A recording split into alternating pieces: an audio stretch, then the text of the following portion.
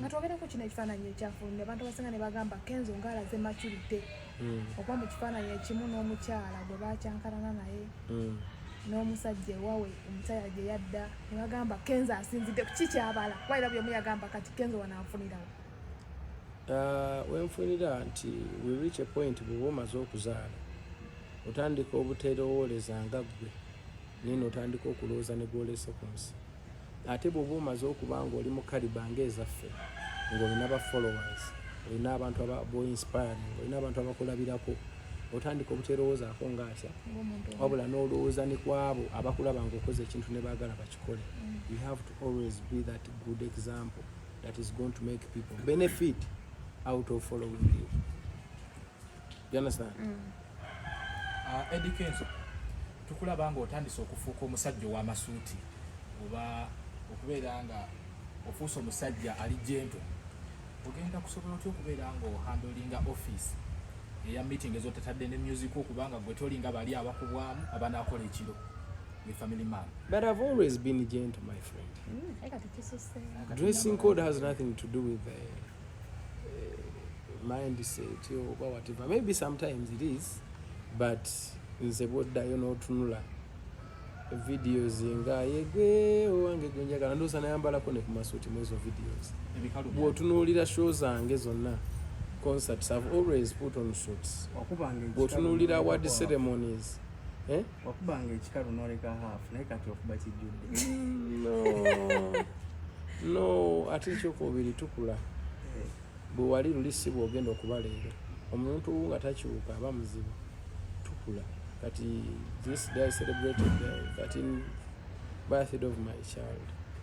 She'll be in P7 next year. Kati bw'osigala ng'okyakola bintu byewakola ku 20 years kiyinza obutamakinga nyo sense. Ate kati I'm a lead of musicians and creatives in general. I have to take that responsibility. Oluusi bw'oba nga olina abantu b'ogenda okudiscussinga nabo, most especially the policy makers, you have to make them comfortable. You understand? So singa obugende bulyambwa olyambwa. You understand? Naye I've always been gentle, my friend. In the midst of my looks and my choices in life, I've always behaved very well. Sikula, I've always been mature from day one. Backman maturity yeyongerako okuyingizibwa kaseera oyiga. I'm just open to learn more and more. Ennaku zino ofunye positions ennene okusinga ku wali edda. Oba oliawo nga n'abantu abakulaba ennaku zino eno balina ekitwa kye bagattako. How do you feel when people ku social media eyo bavayo ne bakwata kinga ku mitwe bitakwatako, abakwogerera, abakuvuma, people who disrespect you, ng'ate kati ennaku zino eno oli muntu wakulabirako w'amaanyi? Ekyo nkisuubiranga. Nsuubira reactions za mirundi mingi nnyo when it comes to someone like me in my capacity and caliber, people of my caliber. We expect a lot. Bw'otunuulira abantu nga abasobodde okubaako kye beekolera ba Messi, ba Ronaldo, ba presidents ab'enjawulo, baani buli muntu yenna, footballers, kama what, those people who are out there, even the rich people in the society or community, or anybody, or muntu yenna nga alina kyakozeewo. People always react to that because wabaawo abatakirina ekyo. Ate mubaamu abantu abaliira mu kavuyo mu nsi. Abantu abaliira ku kavuyo gye bali nga bo bafindinga wolf. Kyova olaba abantu bagamba nti there is good spirit and then there is evil spirit, or there is good and bad intention, or something like that. Always ebyo biba bisuubirwa. Nze kati sikijja kulima nti mawulire okulaba abantu abanjogerako bubi. Si mawulire gyendi era sikyewuunya. Just nsaasira busaasizi abo abawuliriza ne babitwala ne babeera affected, because when you listen you take. Yet wandibadde otunuulira the strong point that makes me who I am. What makes me people I be the topic. Lwaki nze buli omu gwayogerako eyo? What is that strong point that makes me who I am? Singa omuntu aba atutte eyo ne yeerabira propaganda onanjogerwako asobola otuuka ewala. But unfortunately some people actually listen to the propaganda more kubanga omuntu bw'aluma embwa ge mawulire embwa bw'eruma omuntu si mawulire ate abantu baagala nnyo okuwulira ekisasamaza than ekirungi and that's why they keep dragged behind. But those few individuals who are smart enough to take the good side, they always benefit and do better. So ekyo kyokka ware yange weeryawo nti abatunuulira ebintu mubutufu abapaying attention to details batono, abawuliriza abaagala owulira ebyo bangi, but still era mbasaasirako abali innocent ate mulimu ne besisaasira because some people love hearing the bad news and life is what you make it. This head is like a pit kyosuulamu kyojjamu omutwe bulinga akabaketi kebasuulamu kasasiro bw'oteekamu ebintu ebiwunya obulungi bw'obikkula owulira bw'oteekamu kasasiro omubi bw'obikkula so omuntu obwongo bwe kyabuteekamu kyebu reacting. Life is what you make it period. But that's not a surprise that people talk bad about me, and it's also not a surprise that people talk good about me because I work on it every day to do good and behave well and learn and make people comfortable with me. So in most situations it's not a surprise. Do you understand? Ngatumaliza ekibuzo kyange from the horse's mouth. Tuyise mu experience eyo because for twabe bifananyi tubana imaginations netugamba kati Kenzo, how did he get to come up nagamba kati tukire ekifananyi nga tuli banafeka kati ngabana kwebali no nakyogeddeko nti wetutuuka mu position olumu otandika okukola ebintu ebyekyo ekifomu oli you do the right thing in the right time in the right place. Emyaka gye tulimu ne positions mwe tuli za kukola ebyo ebisobola okugatta sikugweka naye abantu bangi abakugoberera because I'm the one who is in position today.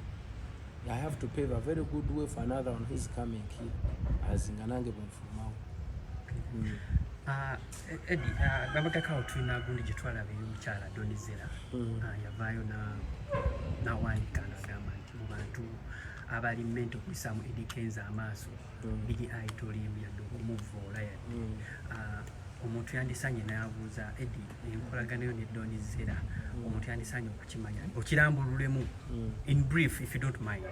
Yes, ava ku kyo kuba ng'akola statement bwekyo kiraga nti yali akudefendinga naye ensonga ezo alina byeyannyonnyola nze ndowooza mwandibuliriza ebyo okitegeera sandyagadde nnyo okudda mu bintu ebyo kubanga ekisooka byadda you understand.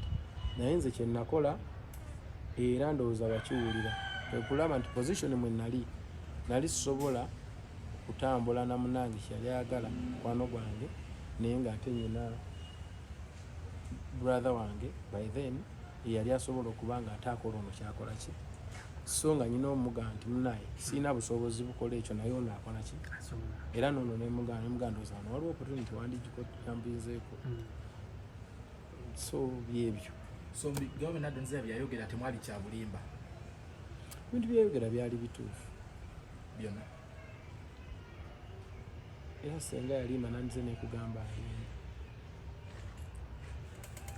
Eddie, ensangi zino ku nsonga gye tubaddeko ey'ebivulu abayimbi abamu batuuse n'okuba nga babijjamu entalo ate nsawa okuvaayo n'agamba nti buli walaga Dr. Jose Chameleone amulwanyisa ate naawe mabegako Big I yali agamba nti toyagala abagaba connection kino kirekawa industry. Let's go for another question. I don't have to answer. I thank you for being smart. Amina sebo erunaku office time omuntu ayinza okugamba naga presidential advisor senior presidential advisor okubeera smart bwati naye buza banaye abadde avaamu wa office. Okay, era tetugenda kulandaganya president atwaga tutukire ku nsonga y'omukulu Jjajja Rwagadi atwamulabanga mu celebratinga atwagala otulambulire mukulu ayina ebintu byakoonako byavaayo n'akoonako ng'agamba nti ebivulu bisisa okubanga abayimbi mweteekako nnyo events ebivulu oviki ye kyeyavaayo n'agamba nti tagenda kukkiriziganya nakyo ng'agamba nti waliwo omuyimbi munne yavaayo n'amuteekako ekivulu. As your president, what's your opinion on that? Era gwinza kuba okitematemo ekintu ekyo kiwanvu ekyebivulu but nga sina kigendako. Celebrating people is our culture now. Teri muntu ayinza kuterenga story okusinga gwenyiniyo. Musicians, we understand each other more than anybody because we go through the same kind of situations kati celebrating each other kituufu kye tulina okukola oba okitegeera kakati n'olwekyo ago si mawulire okuba nti celebrating Ragadi because he deserves it. Enyimba banyingi ate na maintaininga so bangi nnyo ababeera inspired by Ragadi ate ne bafunamu ne economy n'agigattako mu ngeri emu endala so kumuwira ebimuli bye nga akyali mulamu it shouldn't have been news at all. And we are grateful for that. Ekyogamba nti statement yakola okugamba nti ebivulu abantu beetegako ebivulu sometimes ensi ekyuka so kyandibadde kituufu bantu kwetegako bivulu naye we reach a point nga tetulina option kubanga abantu beeyongera obungi ate ensi maafu teyongera gejja ttaka likyali lyerimu abantu bangi luli abayimbi babanga batono kati bangi nnyo ennyimba baazitanga ne beewa ne space kati obudde bwa spaces tebukyaliwo now tulina kutuula ne tulaba short term eriwo likwandiba okwekubira kasimu mwana ndeka nyinayo akantu kange mpaamu ne beewamu naye oba si kyekyo ne tuyiya ku long term ne tugamba what can we do to solve this problem. It is a problem that is here, what do we do? Naye ebyokugamba nti we will have one shot at time in Kampala tugenda kusibira abantu bangi nnyo emabega. It is time we give each and everyone an opportunity to compete. There is stiff competition now. Buli muntu kyekiseera ayongeremu amaanyi adabulinge effort okulaba nti they attract as many funds as possible than any other in the business.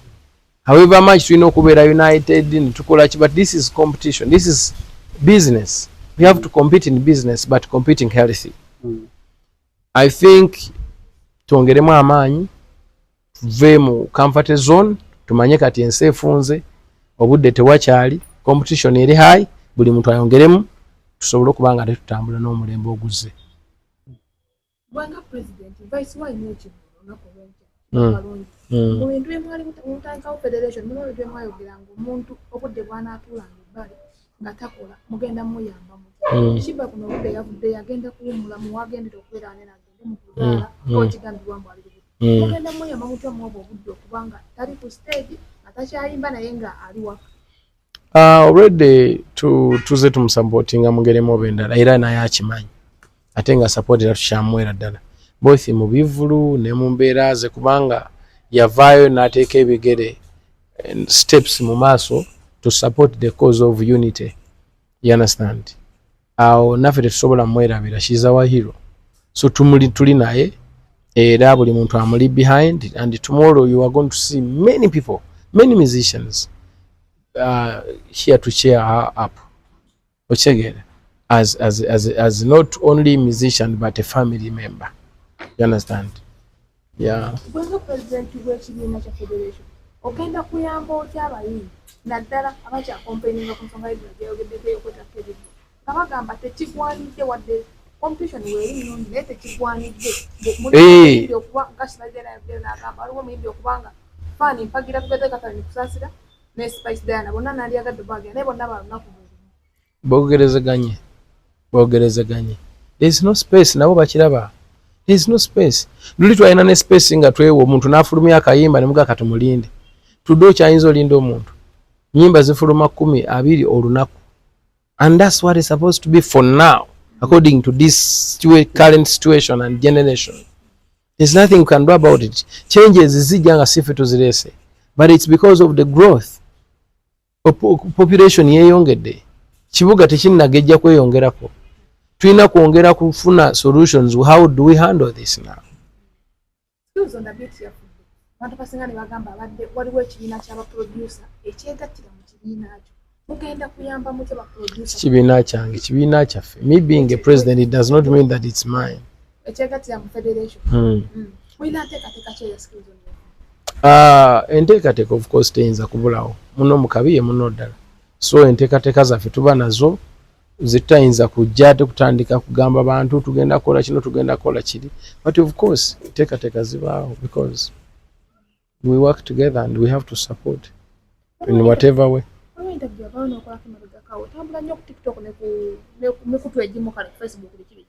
ng'ogamba kubimu kubya kucyankalanya ne Bobi Wine yimbaza enyimba ze wakona kao ya nimba ne Promise abantu amule bagamba naye nga bali anga istafanagana. Honestly abantu abamu kisokera ddala amazima gabakaayira nnyo. Nze saavaayo kugamba nti yabba ennyimba zange yakola biki, wabula nagamba nti okusinziira mu situation gye nalimu nga mukama wange ndi andaye nakatandika teri namanyi n'okuba akayimba okitegeera n'abaako kajjamu n'okuba akalala n'abaako kajjamu ng'omuntu omugezi kikulaga nti era bwe naakuba akalala ne kasinga ku kano nako yandijjamu. Ekyo kikulaga nti future yandibaamu ki waves kyovula naddako wa bw'obanga omanyi keyboard oba gitagwe genda okwata olimba ogambe if you renew a promise and you a promise and naye nze kyensaba yandimbuulidde ejaga sonyiwa muno bw'aba yeetonze yeewuwa omusonyiwe omukyala babeeranga yeetonze. Olina amatu owulira bw'oba towulira kwata bagita codes ezimu almost ne melodies ekyo sijja kimunenyeza nnyo mbu bangi bakikola to get fena tufuna inspirations from different kind of vibes ate ne keyboard teyeeyongerako fena we tukuba nyimba ezirina codes ezimu nyingi naye okusinziira mu mbeera mu nali by then nali vulnerable nga ndi under, you understand, nenga nti senga embeera eno eneeyongera kati mbakuleeta stam kuba nazaakawo zi stamina zinategedde zaani oluusi era kyandigenza ate oluusi ne waba so I had to step away mu ngeri emu oba endala. Si ekyo kyokka n'ebirala bingi ebyanteekesa akasayidi but oli alyambuuza yambuuza what could be one of the reasons why and how was your stay. I had to be honest. Abantu tebaagala muntu ayogera mazima. You understand? Gwenga gwe Eddie Kenzo ebbanga lyemwabeerawo n'omusajja ne Bobi Wine ebbali emabega emyaka egyaliwo nakati egitambudde toyinaawo kalumu kogamba musobola okutwala ne muteesa ati sine muddawo kuba abantu abamu ddala ku social media baagala enkolagana yaabwe. Kyenkugamba it has nothing to do with misunderstanding. It is the reality. It is the truth. Nakolanga nawuliramu ndowooza naye nasanyukamu na kintu kye nalowooza nti kijja kuleeta entalo ng'omugezi nenga anziremu kebbali n'ebirala byali bingi si ekyo kyokka but it has nothing to do with misunderstanding. Ffenna tufuna inspirations from different songs or whatever but by then nalaba nga kyandiziza esobs kisegedde. So this has nothing to do with me